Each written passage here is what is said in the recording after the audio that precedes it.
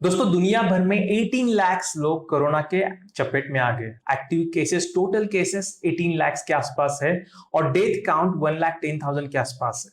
तो किसी भी कंट्री ने, किसी भी गवर्नमेंट ने एंटिसिपेट नहीं किया था कि इतने भयंकर स्वरूप में, इतने बड़े पैमाने पे कोरोना वैश्विक महामारी के रूप में उभर सकता है। It can become global pandemic. किसी ने भी नहीं सोचा था। दोस्तों कोरोना का खतरा तो है ही है, लेकिन साथ में बहुत सारे प्रेडिक्शंस ऐसे हैं कि जो इकोनॉमिक रिसेशन इसको फॉलो होगा वो बहुत बड़ा होगा। गोल्डमैन सैक्स ने प्रेडिक्ट किया है कि अपना जीडीपी ऑलमोस्ट 1.6% पे ड्रॉप होने वाला है। तो बहुत बड़ा हिट है अपने इकोनॉमी के लिए। ऑब्वियसली दोस्तों बहुत सारे लोग इस सिचुएशन को लेके वरीड है, डर गए हैं और मुझे फेसबुक पे, इंस्टाग्राम पे बहुत मैसेज आ रहे थे लोगों को कि हम स्टूडेंट्स हैं, हम जॉब कर रहे हैं, हम नया जॉब सर्च कर रहे हैं। तो अलग अलग कैटेगरीज के लिए कैसे इस सिचुएशन में नेविगेट किया जाए, उसके लिए मैं सिंपल सिंपल टिप्स आपको देने वाला हूं इस वीडियो में। तो इस वीडियो को प्लीज एंड तक देखिएगा। चलिए शुरू करते हैं। दोस्तों सबसे पहले कैटेगरी है स्टूडेंट्स जो किसी ना किसी एग्जाम का प्रिपरेशन कर रहे थे। तो दोस्तों आपको जैसे पता ही होगा कि बहुत सारे एग्जाम्स पोस्टपोन हो रहे हैं, डिले हो गए। मैं आपको दिखाना ही चाहता हूं। अगर आप देखोगे तो कि सीबीएसई बोर्ड एग्जाम्स पोस्टपोन होने वाले, ICSE, ICSC board exam postpone होने वाले, यूपी के, गोवा के, महाराष्ट्र के सारे एग्जाम्स पोस्टपोन हो रहे हैं और इवन जेई मेन पोस्टपोन होगा। यूपीएससी सिविल एग्जाम्स के इंटरव्यूज पोस्टपोन हो रहे हैं। तो बहुत सारे एमबीए, सीईटी महाराष्ट्र की पोस्टपोन हो रही है। तो बहुत सारे एग्जाम्स पोस्टपोन होने वाले, राइट। और गवर्नमेंट बात करे कि बहुत सारे एग्जाम्स ऑनलाइन तरीके से भी लिए जाएंगे। तो दोस्तों यहाँ पे अनप्रिपेयर्ड लोग, जिनका पूरा तरीके से स्टडी हुआ नहीं था, उनके लिए सबसे बेस्ट अपॉर्चुनिटी है। Now you have extended time window, जिसमें आप अपना सिलेबस फिर से कवर सकते हो, ज्यादा कवर कर सकते हो, ज्यादा से ज्यादा मेहनत कर सकते हो, ज्यादा क्वेश्चन पेपर सॉल्व कर सकते हो। लेकिन जो लोग वेल प्रिपेयर्ड थे उनके लिए ये बहुत डेंजर टाइम है, क्योंकि मैंने अक्सर देखा है जब भी कोई एग्जाम पोस्टपोन किया जाता है तो हमेशा वेल प्रिपेयर्ड लोगों का परफॉर्मेंस ड्रॉप होता है। तो it's all about mental game now. आपको पेशेंस रखना पड़ेगा, आपको डिसिप्लिन रखना पड़ेगा, आपको धीरे धीरे आपको खुद को फिट रखो, माइंड को साउंड रखो और धीरे धीरे फिर से रिविजन्स करते रहो, ज्यादा से ज्यादा क्वेश्चन पेपर सॉल्व करते रहो। आपको अपना परफॉर्मेंस बिल्कुल भी ड्रॉप होने नहीं देना है। और दोस्तों इससे ज्यादा क्या बढ़िया हो सकता है कि आपको एक फोकस टाइम मिला है, जहां पे ना आप बाहर जा सकते हो कोई डिस्ट्रैक्शन के लिए, ना आपके पास कोई दोस्त आ सकता है। आप घर पे अकेले हो, आपके बुक्स है, सारे ऑनलाइन रिसोर्सेस ओपन है, इंटरनेट फैसिलिटी चल रही है and all you have to do is study. This is the best time. अगर इसमें भी आप इंप्रूव नहीं कर पा रहे हो परफॉर्मेंस, अगर इसमें भी आप एडमिशन क्रैक नहीं कर रहे हो, इसमें भी अगर आपको जॉब नहीं मिल रहा है, तो you will be the biggest loser. तो इस अपॉर्चुनिटी को, इस टाइम को, इस पीरियड को वेस्ट मत करो। Invest your 200% in studies, in preparation, right. फैसला। दोस्तों दूसरी कैटेगरी है फ्रेशर्स लोगों की, जो जॉब सर्च कर रहे थे, राइट। या मैं इस कैटेगरी में और एक कैटेगरी ऐड करना चाहता हूं कि स्टूडेंट्स, इंजीनियरिंग स्टूडेंट्स जिनको जॉब ऑफर हो चुके थे लेकिन वो ज्वाइन नहीं किए थे, राइट। तो डर है दोस्तों कि जो अपना अनएम्प्लॉयमेंट रेट अगर आप देखोगे तो ऑलमोस्ट 7.8% था फरवरी में, जो बढ़ के हुआ है 8.7%। और डर है दोस्तों कि ये अभी 23% तक आ सकता है in coming times, right. 23% unemployed rate मतलब आपको जॉब मिलना बहुत मुश्किल होने वाला है। आई एम नॉट सेइंग कि situation is going to be easy, we can not live in denial. Job मिलना मुश्किल होने वाला है, लेकिन फिर आप क्या कर सकते हो? ये जो आपको लॉकडाउन पीरियड मिला है उसको आप अच्छे से रिस्किलिंग में लगा सकते हो, इसको आप अलग अलग सर्टिफिकेशन कोर्स करने में लगा सकते हो, इसको आप अलग अलग इंटर्नशिप्स वर्क फ्रॉम होम वाले कर सकते हो, आप हैकेथॉन्स में पार्टिसिपेट कर सकते हो। अगर आप इवन दोस्तों आप देखोगे आईआईटी आईआईएम में भी डर है कि सैलरी चेंज हो जाएंगी, ज्वाइनिंग डेट्स डिफर हो जाएंगी, या यहां तक गार्टनर करके जो प्रेस्टिजियस रिसर्च विंग है उसने आईआईटी और आईआईएम्स के कुछ ऑफर लेटर्स कैंसिल भी कर दिए। तो इवन अगर आप फ्रेशर हो, आपको एक जॉब मिला हुआ है, तो हो सकता है कि उसका ज्वाइनिंग डेट पोस्टपोन हो जाए, आपका जॉब कैंसिल हो जाए, आपकी सैलरी कम हो जाए। तो आप अजम्पशन कर लो, अगर आप जॉब एक्चुअल में घर पे बैठे अभी नहीं कर रहे हो, तो आप अजम्पशन करो कि आपका जॉब जा सकता है। आप फ्रेशर हो या जॉब अपॉर्चुनिटी ऑफर लेटर हाथ में है, आपको अलग अलग मोर जॉब्स ढूंढना चालू करना पड़ेगा, आपको रिस्किलिंग चालू करना पड़ेगा। बहुत गलत गलत निगेटिव इंफॉर्मेशन मीडिया में आ रही है, लेकिन उसके बाद भी मैंने क्विक रिसर्च किया लिंक्डइन पे। मैं आपको दिखाना चाहता हूं कि जब मैं लिंक्डइन पे गया, मुझे देखना था कि इस डिफिकल्ट सिचुएशन में कितने जॉब्स अप्लाई हो रहे हैं। तो मैं लिंक्डइन पे गया, जॉब सेक्शन गया, मैं कोई प्रोफाइल स्पेसिफिकली नहीं डालता हूं, मैं लोकेशन डालता हूं इंडिया, राइट। देखते हैं इंडिया में कितने जॉब्स पोस्ट हुए हैं। डेट पोस्टेड में अगर दोस्तों मैं बात करूं पास्ट वीक की, तो टोटल 50,000 जॉब्स पोस्ट हुए बस लास्ट वीक में। अगर मैं लास्ट 24 आवर्स की बात करूं तो लास्ट 24 आवर्स में 7000 जॉब्स ऑलमोस्ट पोस्ट हुए हैं। तो जैसे कि मैंने कहा, इस सिचुएशन में कुछ कंपनीज बहुत अच्छा करेगी। For example distance calling, online calling, e commerce, pharma, ये सारे डोमेन्स बूम होने वाले हैं। तो इसमें जॉब अपॉर्चुनिटीज रहेगी। अब इस जॉब अपॉर्चुनिटीज के पास कैसे पहुंचना है वो आपके हाथ में, राइट? तो लिंक्डइन पे बहुत सारे ट्रिक्स होते हैं ऐसे जॉब्स मिलने के, पाने के, जिसके लिए मैंने एक पूरा डेडिकेटेड वीडियो सीरीज बनाया हुआ है। दोस्तों, क्राइसिस के सिचुएशन में ट्रेडिशनल जॉब मेथड जो फाइंडिंग करने के मेथड्स होते हैं वो वर्क नहीं होते हैं। आपको मॉडर्न एज के डिजिटल नए आइडियाज वाले मेथड्स अप्लाई करने पड़ेंगे। अगर आप मेरे यूट्यूब चैनल पे जाओगे, राइट, मैं आपको जाके दिखाता ही हूँ। फाइनली प्लेलिस्ट में जाओगे तो आप यहाँ पे देख सकते हो कि हाउ टू सर्च जॉब, इसके ऊपर मैंने पूरा वीडियो सीरीज बनाया हुआ है। इसमें अगर आप स्पेसिफिकली देखोगे पार्ट 2, पार्ट 3, इसमें सारे लिंक्डइन के टिप्स मैंने कवर किए हुए हैं।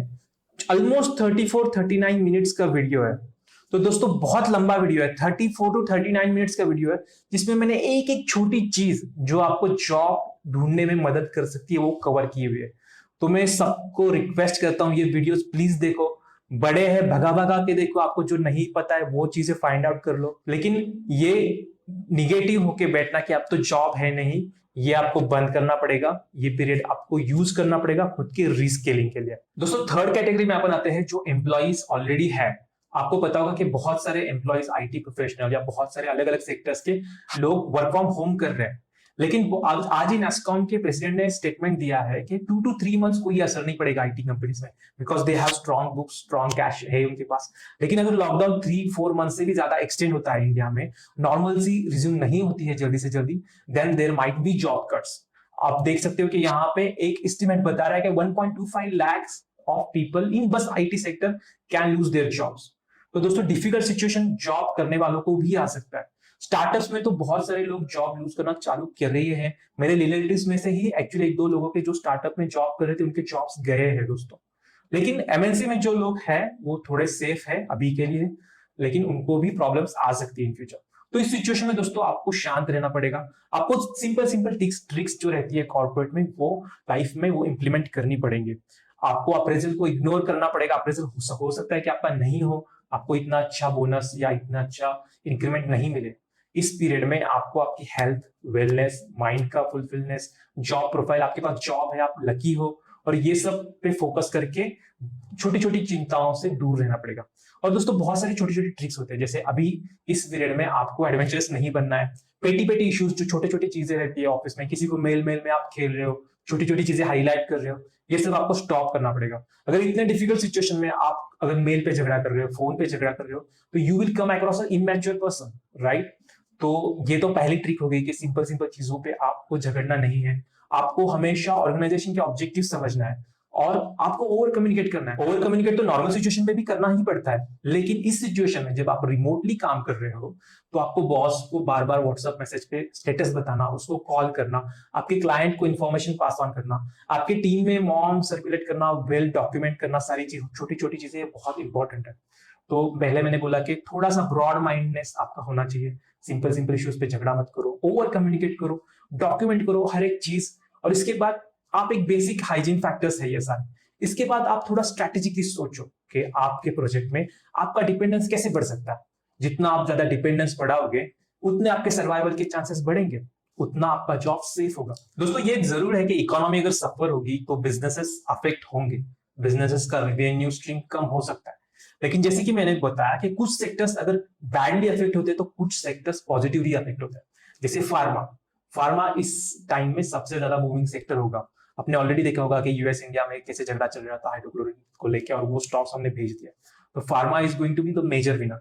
उसके बाद B2B SaaS प्रोडक्ट्स, ऐसे जो भी प्रोडक्ट्स है सॉफ्टवेयर जिसके वजह से कोई ना कोई चीज ऑटोमेट हो जाती है या रिमोट वर्किंग इजी हो जाता है, ऐसे सारे प्रोडक्ट्स, ऐसे सारे सर्विसेज का सेल बढ़ने वाला है। E commerce will be the largest player, digital payments will be the largest player. Manufacturing के जो लोग हैं वो सब अपनी चीजें ज्यादा से ज्यादा ऑटोमेट करना चाहेंगे। तो जो भी डिजिटलाइजेशन के सर्विसेज है, जो भी ऑटोमेशन के सर्विसेज है, उन सब में काफी बूम आ सकता है। लेकिन every crisis brings lot of opportunities. आपको ये सोचना पड़ेगा कि आपको अभी रिमोट वर्क देना ही पड़ रहा है एम्प्लॉयज को, तो आप हर एक चीज के बारे में अलग अलग सोच सकते हो। अभी आपका बहुत टाइम जा रहा था इंडियन लीड्स को मिलने में, अभी अगर आपको रिमोट ही काम करना है तो सारा बिजनेस अब्रॉड से आना चाहिए। आप अपना पूरा मार्केटिंग टैक्टिक्स चेंज कर सकते हो, राइट? आपकी पूरी बिजनेस स्ट्रेटेजी चेंज हो सकती है, एचआर पॉलिसीज चेंज हो सकती है। आपको एम्प्लॉयज के लिए डिजिटल एंगेजमेंट करना पड़ेगा ताकि वो लोग कंपनी से बॉन्डेड रहे। तो हर एक business function, finance, accounting, management, leadership, normal roles, लोगों के growth path, engagement, marketing tactics, business development, हर एक फंक्शन रीडिफाइन होगा। दुनिया चेंज होगी और इस नई दुनिया में वही सर्वाइव करेगा जो ज्यादा से ज्यादा इनोवेट करेगा, वो ज्यादा से ज्यादा चेंजेस एंटिसिपेट करके अपने सिस्टम में ऑलरेडी इनबिल्ट कर चुका होगा। और दोस्तों, अगर आप डिजिटल एंटरप्रेन्योर हो, आप चाहते हो कि आपका सोशल मीडिया पे फॉलोइंग बढ़े, आप डिजिटल बिजनेस करना चाहते हो, तो इससे अच्छा कोई पीरियड हो ही नहीं सकता। आप घर पे हो, आप जितने चाहे उतने वीडियो बना सकते हो। You have all the time in the world, you have audience sitting with their mobile in their home, तो उनके पास इंटरनेट कनेक्शन है, सबके पास फोन है। तो जो डिजिटल एंटरप्रेन्योरशिप का कल्चर है वो बढ़ेगा। हो सकता है ब्रांड डील नहीं मिले, लेकिन ये पीरियड आपको यूज करना है आपका ऑडियंस बढ़ाने में, आपके फॉलोअर्स बढ़ाने में, आपके सब्सक्राइबर्स बढ़ाने में,